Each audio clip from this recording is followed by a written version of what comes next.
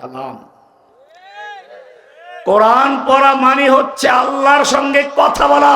যারা আল্লাহর সঙ্গে কথা বলে দুনিয়ার মানুষের সঙ্গে কথা বলার কোনো প্রয়োজন নেই। কোরআন তেলাওয়াত শুরু হলো, আলহামদুলিল্লাহ। এরপরে অনেকেই আবেদন করলো আমরা শেখের কাছে কোরআন পড়ব। সে গল্পে না হয় নাই গেলাম। আমি দেখেছি আল্লাহর কোরআন যখন আমি পড়া শুরু করেছি, দুনিয়ার কোনো মানুষের সঙ্গে কথা বলার কোনো প্রয়োজন হয় নাই। কোরআন আল্লাহর কালাম। কার কালাম? কোরআন যখন বলে ইয়া আইয়ুহান নাস, তার মানে হচ্ছে মানুষ। তুমি হিন্দু হও, বৌদ্ধ হও, খ্রিস্টান হও, তুমি মানুষ, তোমার সঙ্গে আল্লাহ সরাসরি কথা বলছে। যখন তিনি বলেন ইয়া আইয়ুহাল্লাযীনা আমানু, তার মানে হচ্ছে ঈমানদারদেরকে আল্লাহ বিশেষভাবে কোনো হুকুম করবেন।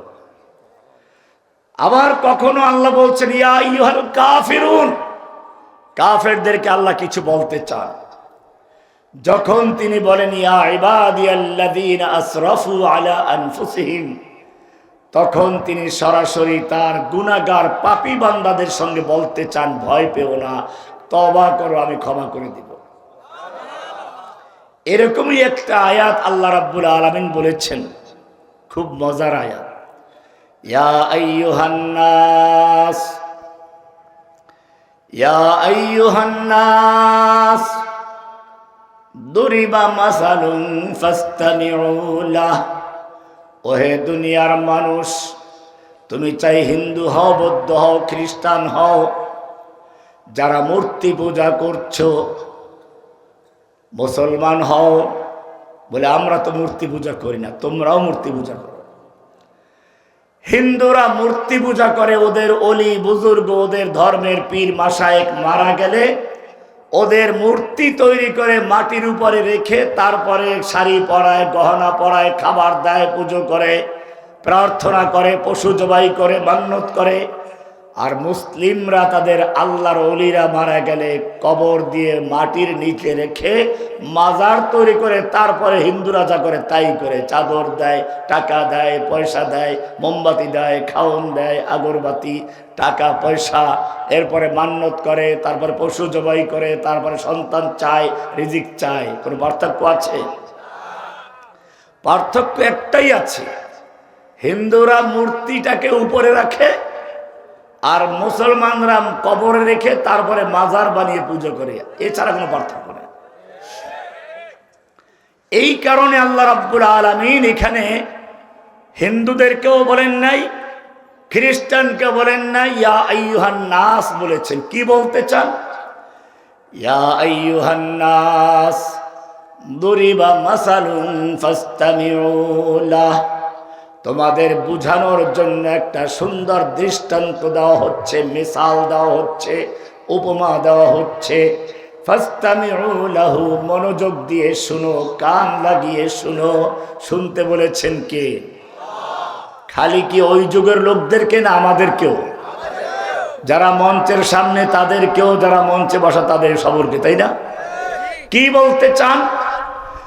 ইন্নাল্লাযীনা তাদউনা মিন দুনিল্লাহ, তোমরা আল্লাহর পরিবর্তে যাদেরকে ডাকাডাকি করো, যাদের পূজা করো, যাদের কাছে প্রার্থনা করো, যাদের সেজদা করো, কেউ মাটির উপরে রেখে মূর্তি বানিয়ে তারপরে সেজদা করো, কেউ মাটির নিচে রেখে মাজার বানিয়ে সেজদা করো, যেই ভাবি পূজা করো না কেন, ইন্নাল্লাযীনা তাদউনা মিন দুনিল্লাহ, আল্লাহর পরিবর্তে তোমরা যাদের পূজা করছো, যাদের ইবাদত করছো, লা ইয়াখলুকু যুবাবান ওয়ালা বিজতামাউ লাহ, এই দুনিয়ার সমস্ত মাজারওয়ালা, দুনিয়ার সমস্ত দেবদেবী মূর্তি যদি একত্র হয়, লা ইয়াখলুকু যুবাবান ওয়ালা বিজতামাউ লাহ, ওরা সবাই মিলে একটা মাছিও তৈরি করতে পারবে না। কি তৈরি করতে পারবে না? মাছির কথা কেন বললেন সব বাদ দিয়ে? হাতির কথা বলতে পারতেন। মাছি বলার একটা বিশেষ কারণ আছে। আপনি যদি ওই মূর্তির সামনে থেকে কিছু খাবার নিতে যান, নিতে দিবে? মাজার পূজারীদেরও পিটাবার লোক আছে, আর মূর্তির সামনেও লাঠিয়াল বাহিনী আছে। আপনি খাবার নিতে পারবেন না, কিন্তু মাছি যদি খাবার নেয় ফিরাইতে পারবে? আল্লাহ এই জন্য মাছির কথা বলেছেন, ভালো করে শুনুন, কোরআন বলছে লা ইয়াখলুকু যুবাবান ওয়ালা বিজতামাউ লাহ।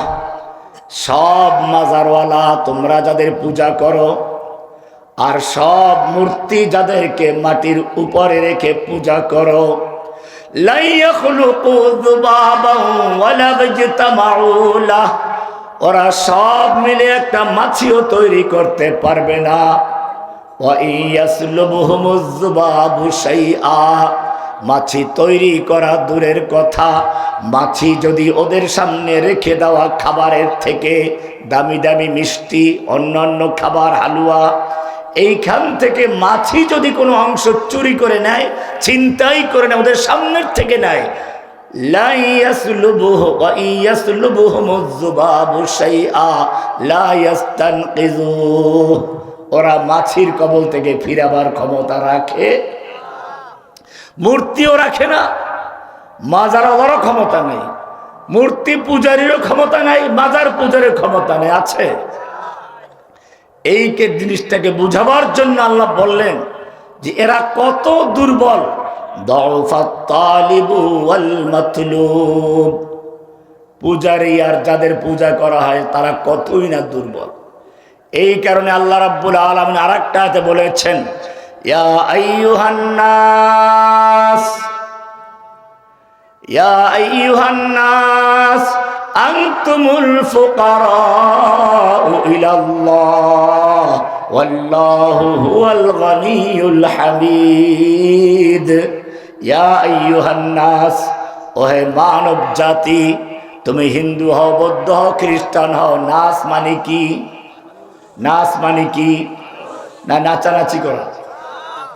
তুই যে এক বাউল বললো নাচানাচি করা।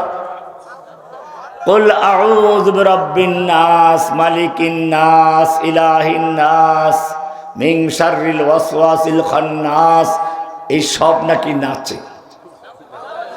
আল্লাহ নাকি নাচতে বলেছেন। নাচ শব্দের অর্থ মানুষ, এইটা যে জানে না বরং মজাক করে, সে মুসলমান না কাফের? কোরআনের স্পষ্ট আয়াত আছে, আল্লাহ সুবহানাহু ওয়া তাআলা কোরআনে বলেছেন কিছু লোক এরকম আছে যারা আল্লাহকে নিয়ে তুচ্ছ তাচ্ছিল্য করে, মজাক করে। ধরা পড়লে বলে কি, এটা মনের থেকে বলি নাই, একটু মজার ছলে বলেছিলাম, এটা গান গাওয়ার জন্য বলেছি। দালালি করে নাই কিছু লোকে, হুবহু এই কথা কোরআনে আছে, ওরা এই কথা বলবে। কোরআন বলছে ওয়ালা ইন সালতাহুম লায়াকুলুন্না ইন্নামা কুন্না নাখুদু ওয়া নালআব। হে নবী, আপনি যদি ওদেরকে জিজ্ঞেস করেন তোরা কেন এমন কথা বললি, আল্লাহর মুখ কোনটা আর অন্যটা কোনটা, আবার নাচানাচি করতে বলেছে, এত বেয়াদবি কেন করলি, আপনি যদি ওদেরকে জিজ্ঞাসা করেন তখন ওই লোকগুলো বলবে, ধরা খাওয়ার ভয়তে বলবে, মার খাওয়ার ভয়তে বলবে, ইন্নামা কুন্না নাখুদু ওয়া নালআব, আমরা খেলার ছলে বলেছিলাম, আনন্দ দেওয়ার জন্য বলেছিলাম, মনের থেকে বলি নাই। হুবহু কথা মিলে গেছে না? এই দালালি করেছে না কিছু লোকে। এবারে আল্লাহ কি বলেন শুনুন, কুল আবিল্লাহি ওয়া আয়াতিহি ওয়া রাসূলিহি কুনতুম তাস্তাহজিউন। কুল, হে নবী, আপনি ওদেরকে জানিয়ে দিন, ওদেরকে পরিষ্কার ভাবে বলিয়ে দিন, মজাক করার জায়গা আর পাও নাই, মজা করার জায়গা খুঁজে পাও নাই।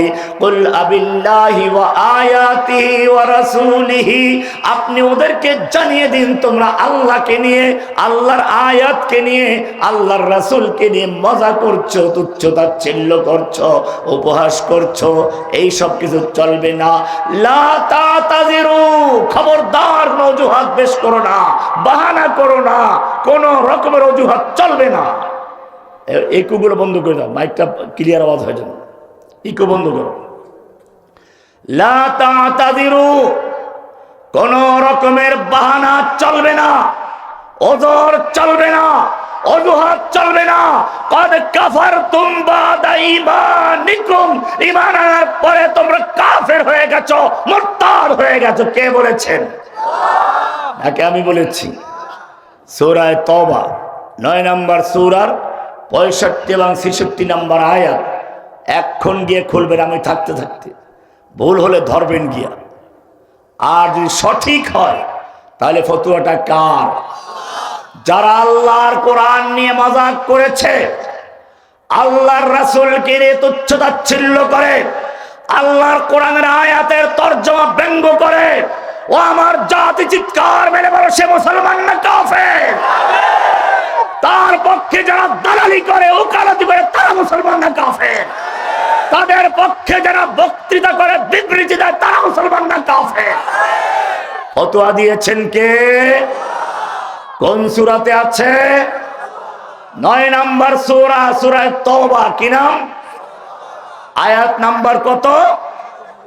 65 এবং 66 নম্বর আয়াত। সুতরাং নাচ মানে কোনো নাচানাচি না। নাচ মানে কি? আল্লাহ বলছেন, ইয়া আইয়ুহান নাস, ওহে মানব জাতি, আনতুমুল ফুকারাউ ইলাল্লাহ, তোমরা সব আল্লাহর দরবারের ফকির। তোমাদের আমির ফকির, মামুর ফকির, ইমাম ফকির, মুক্তাদি ফকির, পীর ফকির, মুরিদ ফকির, রাজা ফকির, প্রজা ফকির, সব ফকির। আনতুমুল ফুকারাউ ইলাল্লাহ, তোমরা সব আল্লাহর দরবারের ফকির। আল্লাহু হুয়াল গনিয়ুল হামিদ, ধনী হচ্ছেন শুধুমাত্র কে? তোমাদের কাজ হলো ভিক্ষা করা, আল্লাহর কাজ হচ্ছে ভিক্ষা দেওয়া। তোমাদের শান, তোমাদের মান হচ্ছে তোমরা গোলাম। আল্লাহর শান, আল্লাহর মান হচ্ছে আল্লাহ মালিক। আল্লাহ কি? আমাদের মালিক কে? সবকিছু দেওয়ার মালিক কে? সন্তান দেওয়ার মালিক কে? রিজিক দেওয়ার মালিক কে? ইব্রাহিম আলাইহিস সালাম দেখলেন তার বাবা মূর্তি নিজে তৈরি করছে, আবার মূর্তির কাছে গিয়ে প্রার্থনা করছে। ইব্রাহিম আলাইহিস সালাতু ওয়াস সালাম রাতের বেলায় গভীরভাবে চিন্তায় মগ্ন হলেন। কোরআন বলছে,